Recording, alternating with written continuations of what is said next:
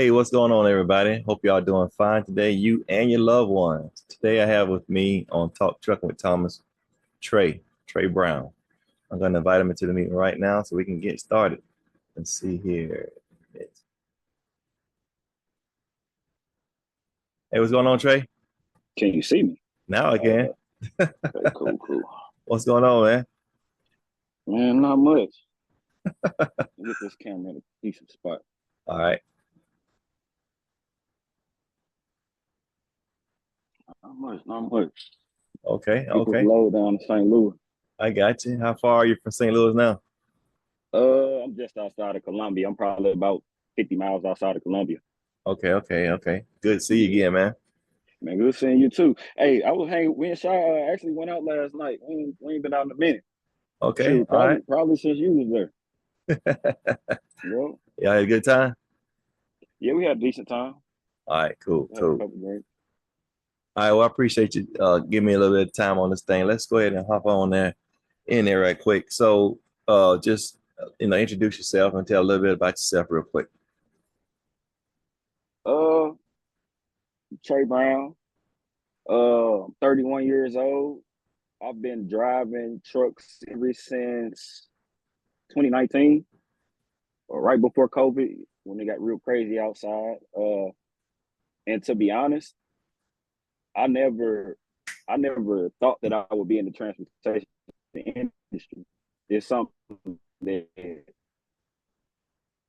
kind of found me. I've always been interested in, you know, machinery and ownership and stuff like that. As a kid, I had always been interested in that type of stuff, but I never imagined driving. Okay. Actually being behind the wheel of an 18 wheel, and I enjoy it. Okay. Well, that's good. That's real good. It was some kind of lagging or freezing up. I don't know if it's on your end or my end, but it should be straight now. And that's good. I'm glad you enjoyed. Now, what made you interested in trucking? Uh, when I got out of college, I was lost. I had always been a football player. So with that being said, I always I've always had some type of schedule Hmm. from 8 a.m. in the morning, sometimes even 6 a.m. So 8 p.m., 9 p.m. I've always had some type of set structure and schedule. So when I was done with football, we call it being a civilian. I was a civilian now. I didn't know what to do. I didn't know what to do with my life. So I was working factory jobs here and there, but one day I had got off work and I saw one of my buddies who I had played football with in college. He was actually delivering. He was on the side of a Pepsi truck, side bay, two wheeler. That's how I started. But he was on the side, he was on that side bay or whatever. Hmm. And I asked him, I'm like, is that Marcus? Because he looked very familiar. I go over there and he's like, well, yeah. I'm like, he's like, well, yeah, I've been working at Pepsi, a couple months or whatever, and it's cool. I'm like, you got your CDL? Because we had just got out of college, so I'm thinking, there's no way he's got a CDL that quick. Like, well, no, they actually training me to get my CDL. If you come and start working, you'll be a helper at first, and they'll train you to get your CDL here. So I was interested at that point. I filled out an application, and they called me back about 2 months later, and I've been driving since. Okay. And I know some of your roles that you had in trucking, but just for the listeners, what I know besides driving, Uh, what other roles did you hold or held? What do you hold right now? um, I've been a orientation manager for a company before, and with being an orientation manager, I had various duties from uh, preparing the drivers for what's ahead of them, or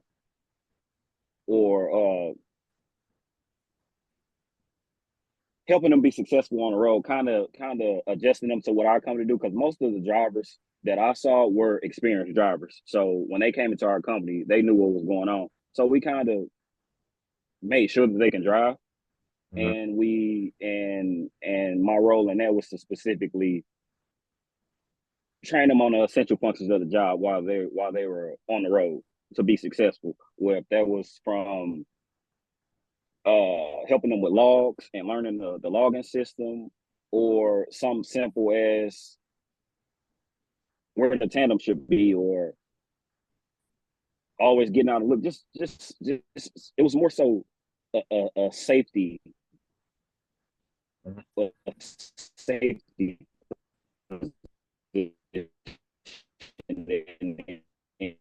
I was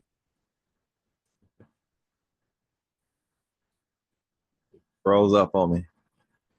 position where it's kind of the same, but it's not on the top where I could have anywhere from 10 drivers to 45 drivers, Mhm. Okay. training them to make sure that they got the essential functions to the job. Where now I'm more so one on one doing more so road tests and making sure that the driver can drive. Our system is really hands on and it's easy. So training them on the system is not the problem. It's more so knowing that they're a safe driver and then they know what they're doing out there on the road. Okay. And that sounds like a lot of hats and a big responsibility. Have you ever?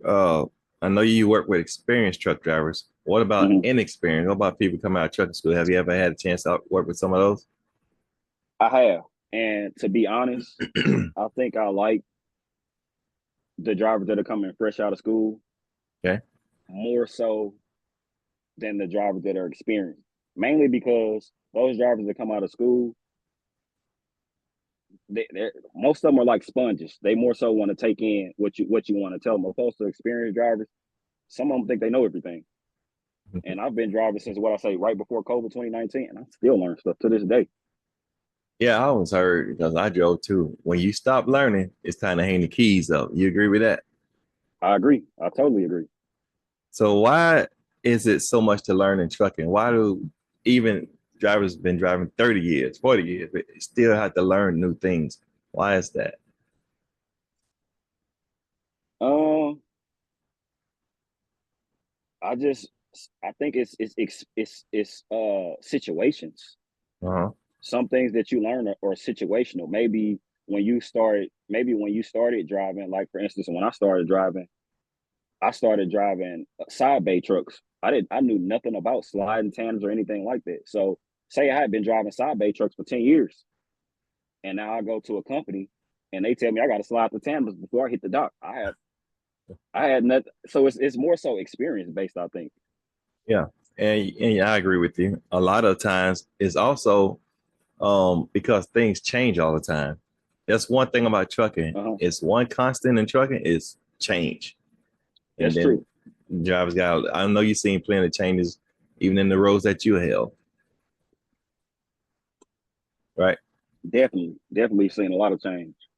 When it comes to the experienced drivers and the drivers out of trucking school, you said you kind of like work with the ones out of school mostly because they are like sponges. What is some of the differences, even in the training, though? I mean, I know what you just said, but as far as skill wise, when you see you work with experienced driver, then you work with a non-experienced driver, um, is there a big difference in that, or what's the margin you think on that? It really depends on the driver, I would say. Mm-hmm. Because for instance, I'm gonna give myself an example. I had never pulled a lawnmower trailer before I started driving semi trucks. Mm-hmm. So you take a guy from a farm who's been pulling his farm trailers all his life, or ever since he's been able to drive, he might have a little bit better of an edge than me because he kind of it's different driving backwards and reverse. I feel like that was the hardest thing in me learning how to drive. Period was figuring out how to drive in reverse, doing everything backwards. Now, if you already got that type of experience, you might hit the ground running quicker than I did. And I've seen it. I've seen a guy that came in when I came in. He had already pulled trailers before, and Uh-huh. he caught it. Okay. Yeah, that makes sense. That makes sense. Do you pull a flatbed right now or box? I pull a box, 53-foot drop van. Have you ever pull a flatbed? I've never pulled a flatbed before. Only 53-foot drop van and reefer. Okay. Because I know a lot of people getting in flatbed. They asking me about different companies and this and that, which I'm not gonna mention the names of the companies, but Mm. I put when I first started long haul, I was on flatbed, Okay. and I did that for a couple of years. Then I went to refrigeration unit, like reef unit. So I just want to know your opinion and your thoughts on. You never pull a flatbed, but were you ever interested? And did you think that you might have liked it more if you'd have done it than a box? That's a good question. But have I been interested? Yes, I have been interested. I've been interested in pulling low boys and flatbed. The problem is the tarpon. I don't think I want nothing to do with tarpon. Okay, So well, that's what always strayed me away from the idea of a flatbed. If I can get some stuff that ain't got a tarp, cool. You want to put a tractor on the back of a low boy? I'm your man. But I don't want to tarp it. it's some loads that you don't have to tarp. I have plenty of loads that was non-tarp. Um, I have plenty that were tarp that when I delivered it, put it right back outside. So, and they said they didn't want any road dirt on it, So I got it. But now, night driving or day driving, which do you like best? Night driving. Why is that? Traffic and way stations. There's gonna be less traffic during the night, and the way station is gonna be closed. One less thing to stop me. What about, and I understand that. What about an inclement weather though, like snow, ice, night driving or day driving? Uh, I would probably pick night driving as well, still because it's less traffic. Inclement Okay. weather, I rather less traffic be. It's less traffic on the highway when I'm maneuvering through something like that. Okay. If the roads are, if it's snowing, is that a problem driving in the snow? If it's snowing, Yeah. Would you drive in the snow or have you driven in the snow? I have. I Do you don't have think it? it's a problem. I don't think Okay. it's a problem, but you at the same time you gotta know your own limit and your own comfortability. There's been times where it's been snowing and I had to pull over because I couldn't see anything. Mm. So I had to pull over just for my own safety. And there's been times where it's been snowing where I could still visibly see the road, so I felt safe enough to obviously throttle my speed down a little bit, but I knew I could still get down the highway. Okay. All right. What about mountain driving? How do you feel about driving in the mountains? Uh, I'm gonna tell you right now, I rather mountain drive in a day. That's one thing I much rather do. Why is that? It's just something about those grades going up and down that I think that I'd rather have a better visibility during the day opposed to night. Okay. Okay. I can see that though. Okay. Now what about this here? Snow chains. Did you ever use snow chains? No, I feel like if you got a chain, you need to be on the side of the road. You need to be parked. That's just my opinion. It's not safe enough. I got you. Yeah, I agree with that. Yeah, but some companies go in areas where you have to have chains, so they got a little different story. But Uh-huh. me personally, I never use them and I never will.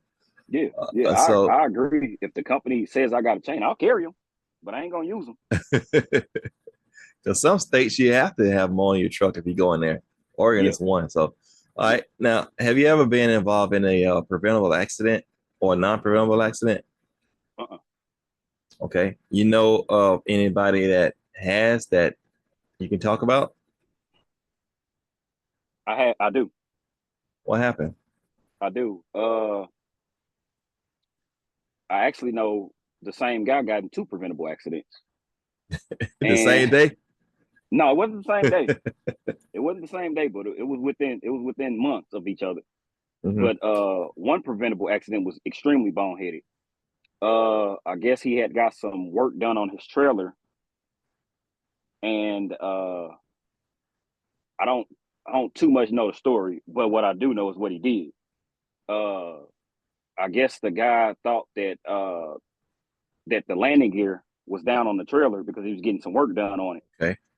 and he asked the guy outside, was he okay to pull? Which that's fine. That's fine for a spotter, but you still should get out and check yourself. The guy outside said it was fine. He could pull away from the trailer. He pulls away from the trailer, and that trailer hits the ground. Now he's mad at the guy outside, but that's not his responsibility. He's not driving that truck. Wow. He should have Uh, got out and looked. there you go. So GOAL. Is that good advice, you think? Oh yeah, What about they driver feel like, okay, well, I can see I'm clear. Should they still get out or just back on in? My take is you better get out and look before or after you get in an accident. Before and after, what you say? You better get out and look before you get in an accident. Because if you get in one, you're gonna get out then, right? You're gonna get out then. Too late now. What is get out then?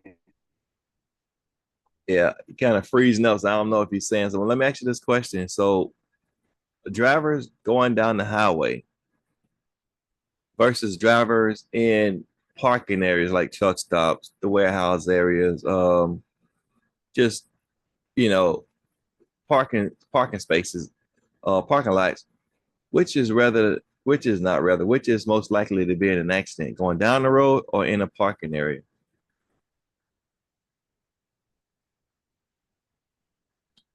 In an accident, probably in a parking area. Why? Why? When drivers go down the road, they travel at a high rate of speed. Now, I'm not saying they're speeding, but they're going at highway speeds. But then in a parking lot, they're not.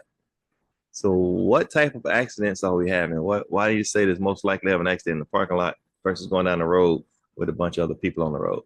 Because of those close, tight quarters, I feel like people don't pay attention the way they should. For example, maybe they don't watch and make sure that the tractor is tracking behind. The trailer? Maybe they hit a turn and the trailer didn't track them. They didn't complete the maneuver. Okay, so what I hear you say is on the house, it's a straight shot and everything. Because of the Wi-Fi freezing on your end, it's kind of I'm missing some of it. So what I'm hearing you say is when drivers in parking areas like truck stops or customer lots and things like that, they're moving slow, but they're not paying as much attention. They take the eyes off the trailer, and then the trailer just smacks something. That what we're getting at? I think it's more to pay attention to, and they're not cautious of that. You got so many more moving parts. You got drivers walking, you got trucks pulling in and out. Whereas on the highway, everybody's going the same direction, doing the same thing. You got so many different moving parts in a truck stop, and I really feel like people don't pay attention. Okay, and a lot of people would think, and a lot of people probably would think that the biggest accidents are backing, since we're talking about truck stops and this and that. But what you're saying is people turning and not paying attention to the trailer. So backing versus side swipes. I would say that obviously both would occur, but it all comes down to the same thing: people not paying attention. Okay, I agree with that. Whether you backing or side swiping or not complete your maneuver and side swipe something on the turn, it's all rooted from the same thing if you're not paying attention. Okay, and some people probably need a little more help. Now, what's your take on people using a spotter? I think a spotter is okay. But at the end of the day, you still have to be your own spotter. So if that means you have to get out and look too with the spotter, you still got to get out and look too. Because if you hit something, that's on you, not that spotter. The spotter gonna get on up out of there. So you gotta go. Yeah, spotter gone. You gotta stay there and deal with it. And you're right. So even if you have a spotter, it's still the driver's ability to not have an accident. So it still should get out and look and check for themselves anyway. Now, when a driver uses a spotter, shouldn't they establish like hand signals so they can? Because a spotter, who knows what the spotter knows if they're even a truck driver. So they should have some kind of hand signals, right? Right. Have you ever used a spotter before? I've used a spotter before. Okay. Have you ever been one? Spot for someone else? And I've been a spotter before. Okay. All right. Good. Now, in these truck stops, who's having these accidents? And I'm not saying we're talking anything 100% factual because I don't expect you to know all this, like every single fact, but we're just having a conversation, just kind of get some thoughts going. Who's having these truck stops? These experienced drivers or the drivers out of trucking school that went through training? Both? Both. Why would an experienced driver have an accident in a truck stop? because an experienced driver is more apt to have a accident in a truck stop because of comfortability. Mm, So okay. they get too comfortable with doing what they're doing, and then it makes them not pay attention Mm, because you're mm, so comfortable with doing a certain thing. okay. Whereas a driver that's fresh out of school, they might just can't. They probably can't do it. They probably can't complete that maneuver as effective as they should be able to. It might just come down to they just don't know how to do it, or they can't do it effectively yet. Gotcha. Okay. That makes sense. Now, you said earlier that you played football and you could have been in NFL. NFL players make like a lot of money, right? I'm talking about someone making millions and millions of dollars. Is Mm-hmm. that right? Yep, Why don't truck drivers make that kind of money? that's a good question because Let I me can let look me let me around. let me jump in 1 second before you do that. Uh-huh. Name me two important things about a football player that they contribute to anything, humanity. Entertainment, Okay. entertainment, and a role model, a public figure. Shit, not some That of them. not some of them, but that's what they had a platform for. Uh-huh. And that's worth millions. It's Now ability you to got a do. truck driver though. What? Tell me two important things about a truck driver that you can think of. Two important things about a truck driver. Yeah, their roles as truckers. Your role as a trucker. I think the truck driver is a lifeline. Truck driver is a lifeline of not only the USA. A truck driver is a lifeline of the entire world. If you Mhm. look around, everything you see, it came on a truck. All right. Everything you see, that cup you just picked up, that came on a truck. That truck you in came on the truck. Everything came on a truck. So we're saying truckers protect the motoring public and keep the nation's economy going, right? Mm-hmm. Then why don't they get paid like they do? That's what I, I've been trying to. Well, you go ahead. Well, my guess is as good as yours. but I mean, think about it. We're doing everything for humanity. And we can be in. I'm not putting football down. That's different. Mm-hmm. I mean, truckers are making things happen. Like you said, this cup I wouldn't have. Yeah, they wouldn't even have that football if it wasn't for a trucker. They wouldn't have Right. the jerseys. And I'm not just talking about the NFL. It's a lot of other professions that get paid a lot of money. Yeah. Truck drivers got to be away. I'm talking about long haul, away from their families to Mm-hmm. make things happen, to provide for them and all of this stuff. At the same time, major responsibilities, keeping the motoring public safe by driving safe, Mm-hmm. delivering the goods, bringing us what we need. Think about this here with the regulations, the 14-hour rule, the 8-hour rule, on and on and on. When COVID hit, out the window, drive all you want, huh? Yeah. And I was wondering, and I need to look this up. I want to know the statistics on the accidents that happened, like preventable accident happening with truckers. That's truckers' I fault never thought about that. when they did that versus when they went back to the regulatory deal. I'm almost, and I mean, they was driving because I know the driver right now. You know, I'm gonna call his name because I respect him a lot. Bubba, you know who I'm Mm-hmm. talking about. Mm-hmm. Very good guy, very good driver, very good trainer. You know, he lives in Florida. A lot of people know him. I had the pleasure of working with him for a while. He did a great job. He made a lot of money during that time they lifted that. Were you was driving in 21, right? I was driving then, but I was on side base. So I Okay, was going okay. home every night. Yeah. Yes. But for the long haul drivers, I think all the truckers need to make more money, but especially the long haul ones, they gone all the time, you Yeah, I know. agree. So I don't know. I don't know. That just kind of bugs me a little bit. Let's talk about some trucking schools. You dealt with truckers because you was a trainer. You still Mm-hmm. train right now. You just do one on Mm-hmm. one. You did it in a big group before, week after week after week, and you had to work all day trying to make people right for the road. Is what you? I think you said something like that. Mm-hmm. Is that not the trucking school's responsibility to make them right for the road? I think I believe so, but the feedback that I got from some of the We're freezing up real bad. that were fresh out of basic. Sound like a Can you hear me? robot. Yeah, there you go. There you go. I don't know. You like Can you hear me? like you. Yeah, you was like you was in the Matrix. Like go ahead. I got all my bars. Yeah, yes, your command. Your bars is weak. Nah, you good. Go ahead, man. I'm listening. Mm, I What lost you. you asked me again? I'll try to make sure I can hear you now. I was saying, with all the training you've done with all those drivers that came from trucking school and all that stuff, why did you need to train them at the trucking school for made sure they was ready for the road? Why do they need to be trained again? Mhm. I felt like the trucking schools, well, really, it's really a money plot. They get you through to say, I mean,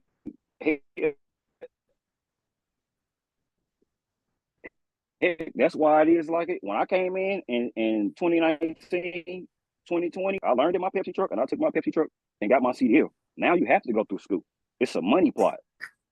I'm laughing because I hear what you're saying, but man, this thing, I don't. The Wi-Fi thing is tripping. I got all my bars. I got all but one bar. Yeah, I should be straight on mine too, though. Yeah, I don't know. Anyways, when you see this video, you gonna see. That's crazy.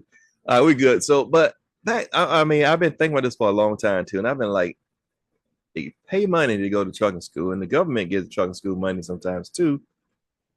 They do have the CDL, but I've trained stout. I'm talking about thousands of drivers. Ain't no, I guarantee you that I was involved in it, and I said, ain't no way, no way they could. They just, how do they get out of trucking school and they can't even It's a, back up straight? it's about the money. It's about the money, but shouldn't it be about lives being saved and not putting bad drivers on the road? If that was the case, then how come when I went and got my license when I was 16 years old, how come they didn't teach me how to drive alongside commercial vehicles? Well, that's another thing I like. I'll be thinking about too. We need to uh, help the new drivers in cars learn how to drive around trucks and how to drive. Period. But even at that though, I don't want our time to run out. I hate to say it like that, but this Mm. been a good discussion. We're gonna have to get back on this again as soon as we can. And kind of finish some of the stuff. I got a lot more I want to talk about with you. Okay. So, and I know you probably got to go anyways, but we'll set up a time, maybe me, you, Shy, and some other people get on here, and we're gonna revisit some of this, especially about the trucking schools, about the accidents. So, but Hmm. before we go, what word of advice do you have for anybody that's interested in going to trucking school?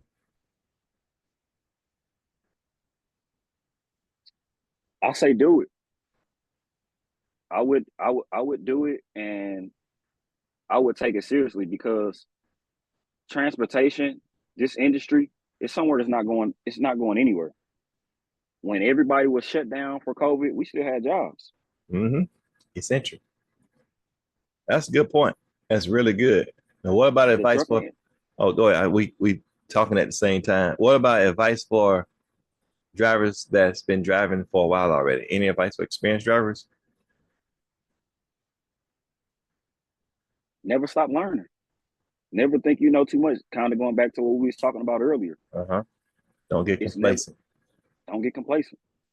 Okay. All right. Hey Trey, I appreciate it, man. I appreciate your time. Appreciate all the work you're doing. Thanks for your service. I feel like truckers are kind of like military in a way. We need to thank truckers for their service because we wouldn't have it if it wasn't for a trucker. For So sure.